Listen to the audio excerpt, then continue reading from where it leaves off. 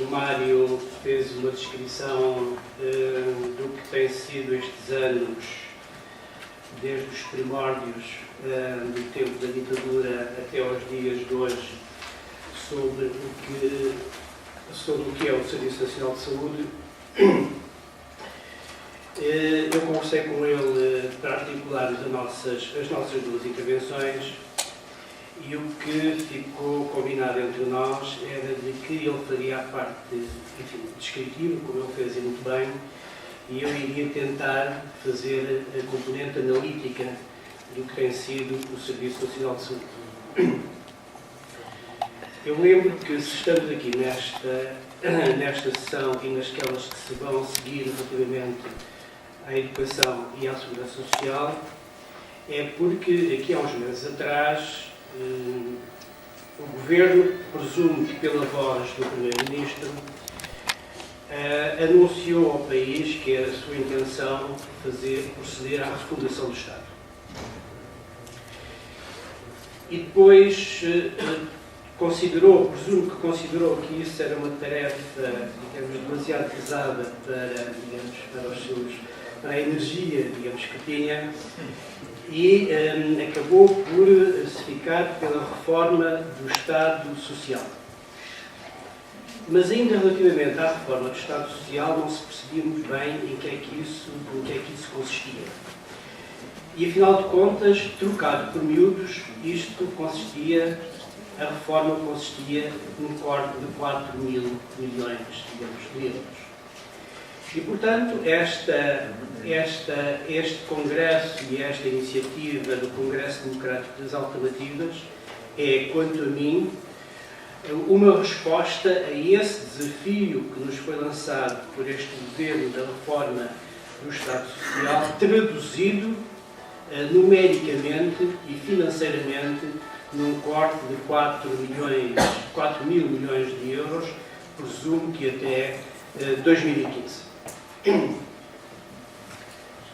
E um dos argumentos que foi avançado para a reforma do Estado Social e para este corte de 4 mil milhões de euros era de que os portugueses viviam acima das suas possibilidades. Esqueceu-se o Governo de dizer que esta equação, digamos, das possibilidades ou da sustentabilidade do Estado Social tem dois termos. Tem o termo das possibilidades, mas tem o termo das necessidades. E o que é sistematicamente omitido é as das necessidades. E, portanto, o que havia que questionar é se o viver acima das nossas possibilidades significava, simultaneamente, vivermos acima das nossas necessidades. E, digamos, tanto quanto se percebe, não vivemos acima das nossas possibilidades. O que há que fazer é responder às nossas possibilidades. E o que eu vou procurar demonstrar, através de indicadores que são fornecidos por uma agência perfeitamente insuspeita, que é a OCDE, é de que, relativamente à saúde, nós não vivemos acima das nossas possibilidades. Antes, pelo contrário, aplicamos eficientemente as nossas possibilidades às necessidades, digamos, da população portuguesa e conseguimos resultados de acordo com os recursos que foram colocados à nossa disposição.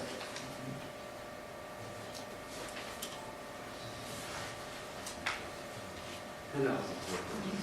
Ajuda aqui.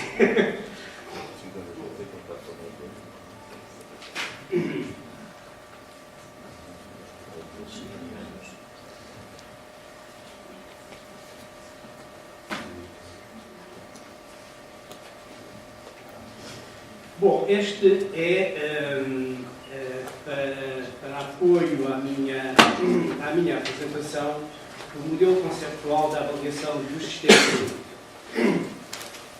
E, portanto, a avaliação dos sistemas de saúde procura associar entradas, portanto, recursos com resultados.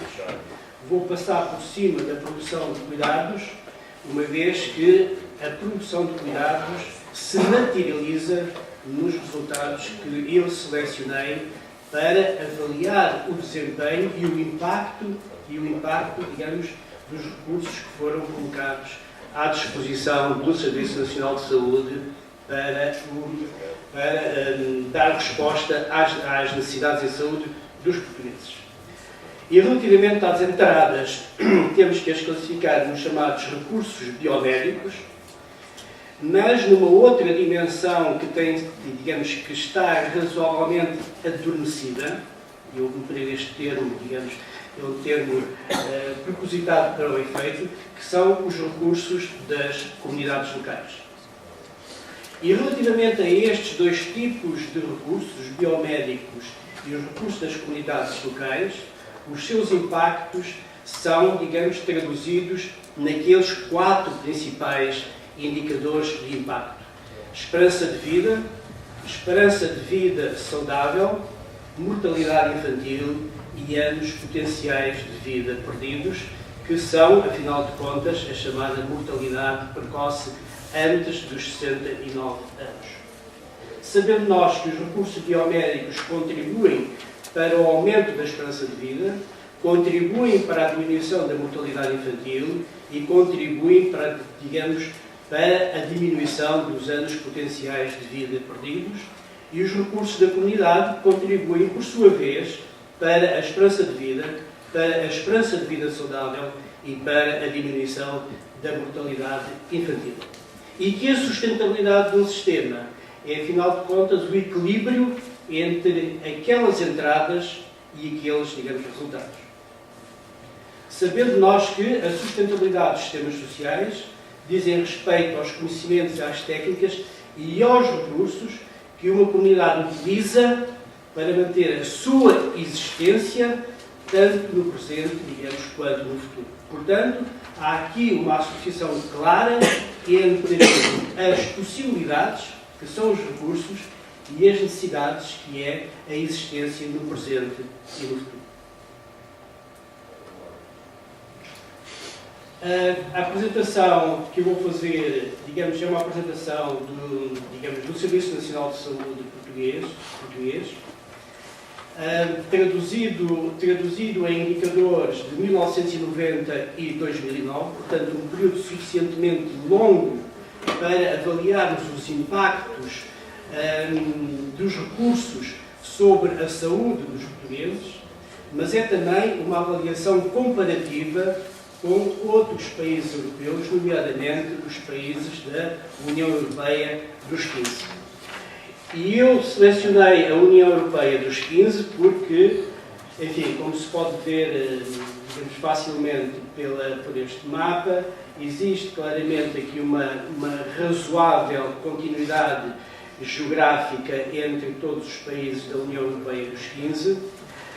Há uma homogeneidade demográfica também entre eles, nomeadamente a sua estrutura demográfica.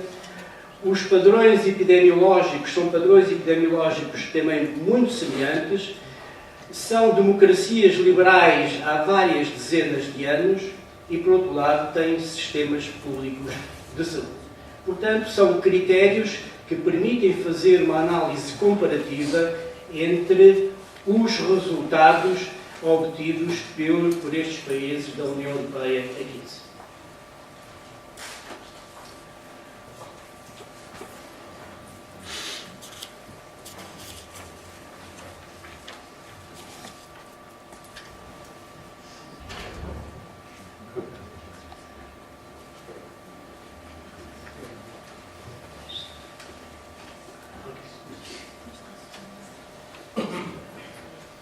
Se eu quisesse resumir a minha intervenção num slide, ficava só neste. E o que este slide, digamos, o que este gráfico nos diz é da associação entre a esperança de vida e a despesa per capita, nomeadamente nos países da OCDE, e dentro dos países da OCDE selecionei os países da União Europeia a 15. E o que aqui é mostrado é a reta, digamos, é a curva de reversão relativamente à associação entre esperança de vida e despesa per capita. E o que verificamos é que a despesa per capita contribui com 69% para a esperança de vida, traduzida ali no chamado R². E que Portugal se encontra claramente acima, digamos, da reta de reversão, digamos, deste conjunto de países, conjuntamente com a Espanha, com a Áustria, com a Suécia, com a França, com o Luxemburgo, com a Finlândia e com a Grécia. E aqui abaixo, digamos, desta reta de reversão, encontramos a Áustria, a Holanda, a Alemanha, a Dinamarca, a Bélgica e a Irlanda. Portanto, este gráfico sumariza, de alguma maneira, a eficiência em termos de esperança de vida, digamos, da utilização dos recursos disponibilizados para os sistemas, digamos, de saúde, com esta ressalva de que ele explica não os 100% da esperança de vida, mas 69%, digamos, da esperança de vida. Portanto, por aqui é uma primeira abordagem, uma primeira aproximação da aplicação insuficiente dos recursos colocados à disposição do sistema de saúde para contribuir para a melhoria e para o aumento da esperança, digamos, da esperança de vida. Um segundo gráfico diz-nos que o crescimento médio anual, aliás, o crescimento médio anual da despesa per capita com a saúde, relativamente ao crescimento médio anual do PIB, Portugal encontra-se, digamos, nos países com o menor crescimento médio anual da despesa per capita com a saúde relativamente ao crescimento médio anual do PIB.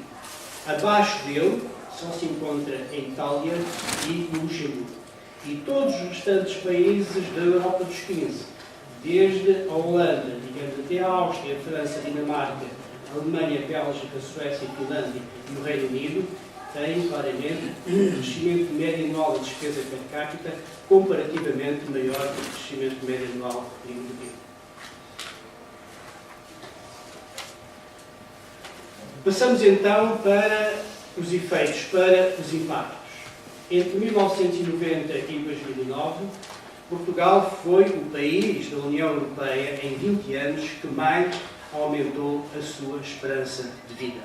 Ou seja, aumentou 7,4% da sua esperança de vida, embora se mantenha no último quintil, digamos, como se mantinha em 1990, mantém-se no último quintil, mas foi aquele, digamos, em que houve um maior aumento da esperança, digamos, da esperança de vida, mantendo-se juntamente com a Irlanda e com a Dinamarca no mesmo, digamos, no mesmo quintil.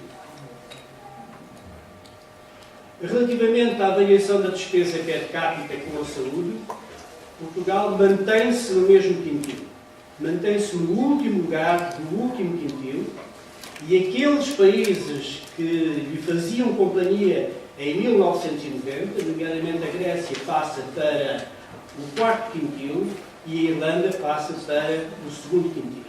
Obviamente, Portugal aumentou 306% da despesa per capita em 20 anos, mas, apesar desse esforço considerável, Portugal não conseguiu sair do último quintil e, dentro do mesmo quintil, do último lugar, digamos, desse quintil.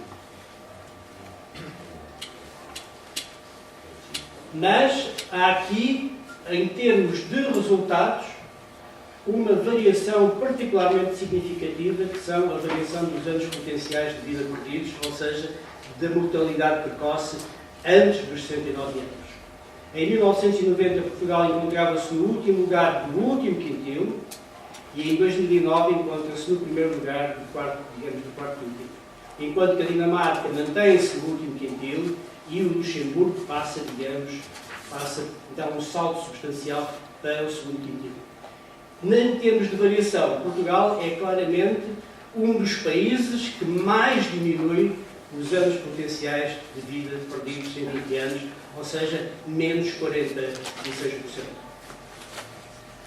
E relativamente à mortalidade infantil, eu não tenho aqui o dado de 2005, de 2011, como sabem, é 2,5, digamos, por mil.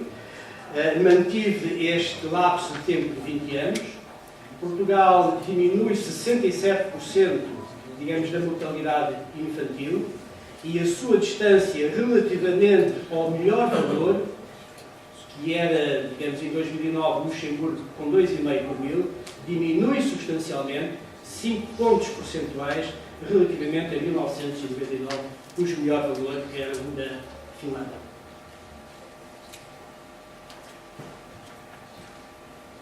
Falando agora sobre o lado da despesa. Relativamente à despesa, o esforço, digamos, o esforço público foi de 65, digamos, houve um aumento de um ponto percentual entre 1990 e 2009 da despesa, digamos, da despesa pública. Portanto, passou de 65,5% para 66,5%, e Portugal não sai do último quintil, digamos, relativamente aos países com menor despesa pública. Mas, comparativamente, Portugal mantém-se, digamos, no primeiro quintil da despesa, digamos, privada, com 24,3% em 1990 e com 25,9% em 2009. Portanto, um esforço considerável do chamado out of pocket, digamos, das pessoas no momento da utilização dos recursos para pagar os cuidados de saúde. Comparativamente com o rendimento disponível per capita, Portugal mantém-se também no último quintil do rendimento disponível per capita, tanto em 2000 como em 2009, mas relativamente, digamos, à despesa privada, como vimos anteriormente, mantém-se nos primeiros lugares. Ou seja, apesar do rendimento disponível per capita ser um baixo rendimento disponível per capita, o esforço, digamos, dos portugueses é substancialmente maior do que todos os outros, digamos, países que têm rendimentos per capita superiores. Ora bom, esta despesa per capita com a saúde, como é que se traduziu, ou seja, como é que se associou, quais foram os nexos entre esta despesa e aqueles indicadores de saúde de que falámos anteriormente. De facto, Portugal, a variação da despesa per capita foi de 306%. Mas ela está alinhada com o primeiro quintil da diminuição dos anos potenciais de vida perdidos, está alinhada com o primeiro quintil da diminuição da mortalidade infantil e está alinhada, digamos, com a primeira posição do aumento da esperança de vida. O que não está alinhada, mas isso conversaremos lá mais à frente, é com a esperança de vida, digamos, saudável.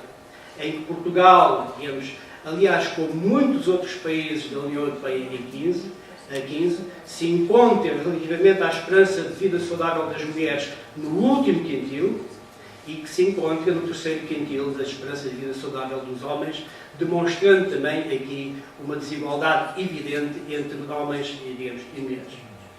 Portanto, de alguma maneira, o que poderemos dizer, ou tendencialmente, digamos, permitam-me dizer, porque estas coisas não são relações de causa e efeito, é de que o aumento da despesa per capita incidiu preferencialmente, relativamente a estes indicadores, na diminuição dos anos potenciais de vida perdidos. Ou seja, evitar que os portugueses morressem antes dos 69 anos, por um lado, e na mortalidade infantil. E isto, obviamente, traduziu-se, digamos, sequencialmente no aumento da esperança de vida.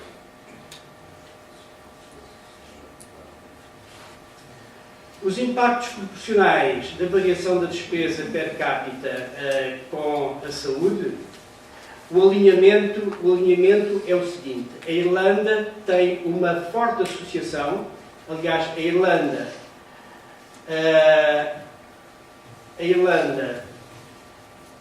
a Bélgica e a França têm fortes associações entre a despesa per capita e os indicadores, digamos, que eu selecionei. Anos potenciais, mortalidade infantil, esperança de vida saudável nos homens, digamos, e mulheres. Ou seja, encontram-se todos ou no primeiro quintil, digamos, ou no chamado quintil próximo.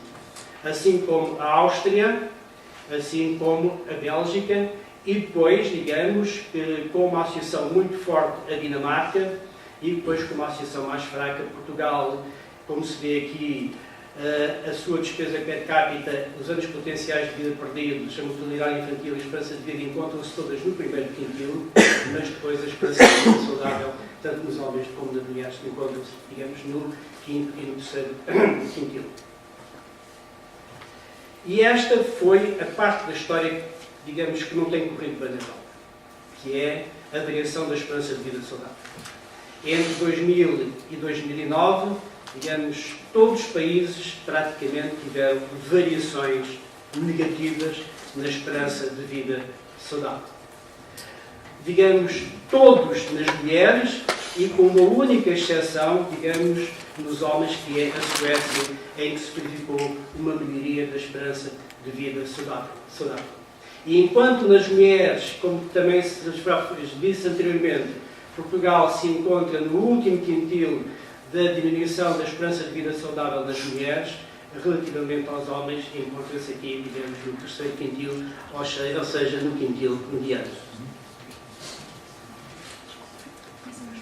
Por outro lado, a relação da esperança de vida saudável com a despesa per capita, como era esperado, digamos, não tem uma tão forte associação como a despesa per capita com a esperança de vida. Aqui a explicação é só de 15%, ou seja, só 15% da despesa per capita é que explica o aumento da esperança de vida saudável. E Portugal, digamos, encontra-se, ao contrário do outro gráfico que vos apresentei, abaixo da reta de tendência, digamos, conjuntamente com a Alemanha, com a Áustria, com a Holanda, a Dinamarca e a França. Ora bom, quais são os nexos, por outro lado, entre a percentagem de esperança de vida saudável e os determinantes sociais da saúde e dos fatores de risco? Uma vez que a esperança de vida saudável está associada a determinantes sociais da saúde e a fatores de risco, convém também percebermos em que medida é que os países se colocam ou se alinham entre a esperança de vida saudável e estes determinantes, e a intervenção sobre estes determinantes e sobre a intervenção sobre estes fatores de risco. E aqui o alinhamento claro e a associação claras são, digamos, verificamos na Bélgica, verificamos em Espanha, e penso que em mais nenhum lugar. Mas o que é mais importante é que para a esperança de vida saudável contribui fundamentalmente a escolaridade média e a escolaridade superior, não tanto o rendimento disponível e não tanto a obesidade. E, portanto, podíamos dizer que em termos de determinantes, e não estão aqui naturalmente todos os determinantes, faltam aqui a profissão, nomeadamente, falta aqui a profissão e falta aqui a situação perante o emprego, e relativamente aos fatores de risco também não estão todos os fatores de risco, falta-lhes claramente aqui a atividade física ou a ausência de atividade física, digamos, por exemplo, mas o que nós verificamos é que há uma forte, digamos, uma forte associação entre a escolaridade, seja a escolaridade média como a escolaridade superior, e uma forte associação com os hábitos tabágicos e os hábitos alcoólicos, e, digamos, e neste caso, para a União dos 15, não tanto com a obesidade. Se olharmos ainda a contribuição do Serviço Nacional de Saúde para o Índice de Desenvolvimento Humano em Portugal, verificamos que o Índice de Desenvolvimento Humano em Portugal corre paralelamente com a dimensão da saúde desse índice. E a dimensão da saúde desse índice é, no Índice de Desenvolvimento Humano, a esperança de vida. E, portanto, aqui verifica-se, aqui pode estar demonstrado, ou está mostrado, a contribuição, digamos, da esperança de vida e do indicador da saúde para o aumento que se tem verificado do Índice de Desenvolvimento Humano, digamos, português. Ainda que, digamos, entre 1980 e 2010, a educação ou a instrução, digamos, tenham começado a contribuir significativamente, ao contrário do PIB per capita, que está praticamente estabilizado a partir, digamos, de meados dos anos 90. Ora bom, aquilo que eu vos mostrei, ou aquilo que eu procurei mostrar, foi que a despesa, o investimento, os recursos biomédicos tiveram um claro impacto positivo, digamos, nas dimensões do aumento da esperança de vida e da diminuição, digamos, da mortalidade evitada. E, portanto, esse investimento foi centrado particularmente e quase exclusivamente nos serviços de saúde. Mas a saúde das populações não se resume, digamos, só aos serviços de saúde. Ou, se quiserem, a política de saúde não são só serviços de saúde. Há um outro conceito, um conceito mais abrangente, que foi introduzido por Marc Lalonde em 1964, na altura Ministro da Saúde do Canadá, e que depois foi desenvolvido pela Declaração de Alma-Ata e pela Declaração de Ottawa, em que temos que considerar não só a dimensão dos serviços de saúde, mas outras dimensões, como a biologia humana, os estilos de vida e o ambiente. Ou seja, até agora, de facto, as políticas de saúde, e não só, digamos, em Portugal, digamos, temos que o dizer, as políticas de saúde têm estado centradas nos serviços de saúde. Têm estado centradas em prevenir a mortalidade e diminuir a morbilidade. Mas, como diria o outro, há mais saúde, digamos, para além da doença. E, portanto, há aqui um investimento e um desenvolvimento e uma alternativa para políticas de saúde que têm que levar em consideração, se queremos, digamos, também tornar sustentável o Serviço Nacional de Saúde por esta via, que é investir em políticas locais centradas nos estilos de vida, no ambiente e, digamos, e na coordenação de todos os atores sociais, digamos, a nível local. Por isso, eu deixo-vos para concluir a minha apresentação com uma passagem da obra-prima da ciência política, que se aplica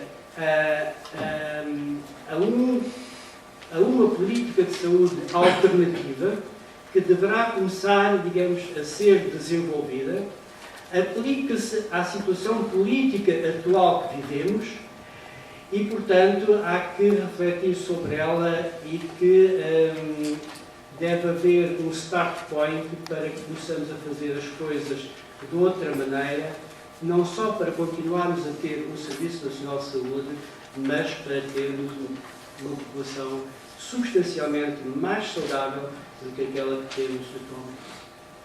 Muito obrigado.